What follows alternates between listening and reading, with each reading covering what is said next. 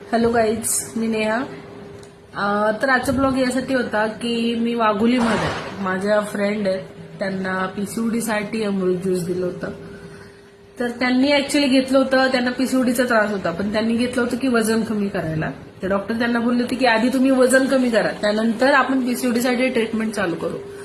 त्यांनी माझ्याकडून वजन कमी करायला घेतलं होतं, पण विश्वास ठेवा 8 दिवसामध्ये त्यांची पिशवी क्लिअर व्हायला चालू झालीये. त्यांच्या पीसीओडीच्या ज्या गाठी होत्या त्या पडायला चालू झाल्या आणि त्यांना 2 महिन्यामध्ये एवढा जबरदस्त रिझल्ट आला की त्यांची पिशवी साफ व्हायला लागली. आणि डॉक्टर जे बोलले होते की आधी वजन कमी करा, त्यानंतर आपण त्यांना पीसीओडीसाठी ट्रीटमेंट चालू करू.